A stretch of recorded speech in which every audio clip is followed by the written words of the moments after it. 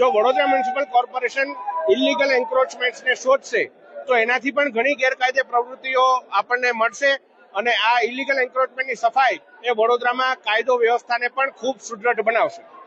જો Vadodara municipal corporation illegal એન્ક્રોચમેન્ટ્સને શોધશે તો એનાથી પણ ઘણી ગેરકાયદે પ્રવૃત્તિઓ આપણને મળશે અને આ ઇલીગલ એન્ક્રોચમેન્ટની સફાઈ એ વડોદરામાં કાયદો વ્યવસ્થાને પણ ખૂબ સુદૃઢ બનાવશે। શું આ છે વડોદરાનું ચંડોળા? કાસમાલા કબ્રસ્તાનની આસપાસની વસાહતો ગેરકાયદેસર।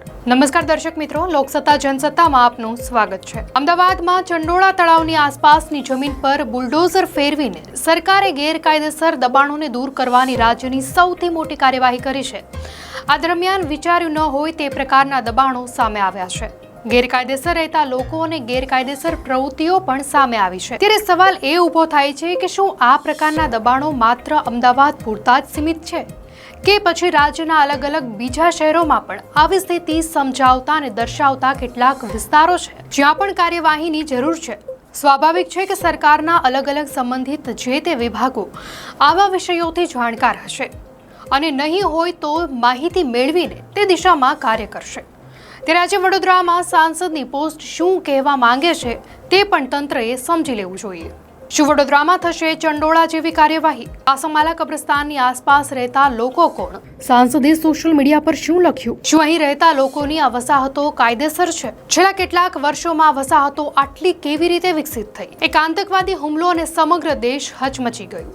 ત્યારે બીજી તરફ ગુજરાતમાં ગેરકાયદેસર રહેતા લોકો સામે સરકારે ગાળીઓ તૈયાર કર્યો હોય તેમ લાગે છે। અમદાવાદમાં શરૂ કરાયેલ ડિમોલેશન એ ગેરકાયદેસર રહેતા લોકો અને ગેરકાયદેસર પ્રવૃત્તિઓ પર સરકારનું સૌથી મોટું એક્શન માનવામાં આવી રહ્યું છે। આ કાર્યવાહી સામે આવતા જ વડોદરા લોકસભાના સાંસદ હેમાંગ જોશીએ સોશિયલ મીડિયા પોસ્ટ થકી અમદાવાદ જેવી કાર્યવાહી વડોદરામાં પણ થાય તેવી વાત મૂકી હતી। જાણે વડોદરા તંત્રને ધ્યાને મૂકીને આ પોસ્ટ વડોદરામાં કઈ જમીનો પર ચંડોળા જેવા દબાણો છે તે તપાસવામાં આવે તે તરફ ઇશારો કરી રહ્યા હોવાનું લાગી રહ્યું છે। વડોદરાના કાસમાલા કબ્રસ્તાનની આસપાસ આવેલી જગ્યા અને ત્યાં જ વિશ્વામિત્રી કોતરમાં કેટલીક વસાહતો ઊભી થઈ છે।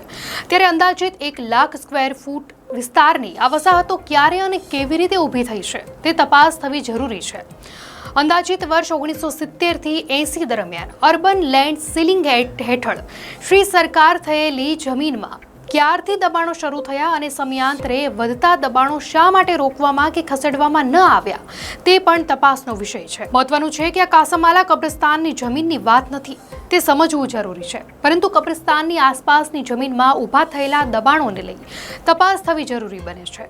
વડોદરામાં પણ શું આ પ્રકારના દબાણોમાં બાંગ્લાદેશીઓ રહે છે કે કેમ તે દિશામાં તપાસ થવી જરૂરી છે, કારણ કે ગેરકાયદેસર બાંધકામ કરીને રહેતા લોકો ગેરકાયદેસર પ્રવૃત્તિઓ સાથે સંકળાયેલા છે કે કેમ જાણવું પણ તંત્ર માટે મહત્વનું સાબિત થઈ શકે છે। ત્યારે સાંસદની પોસ્ટનો ઇશારો કઈ દિશામાં છે તે સમજી તંત્ર શું ચંડોળા જેવી કાર્યવાહી વડોદરામાં કાર્યવાહી કરે છે કે નહીં તે જોવાનું મહત્વનું રહેશે।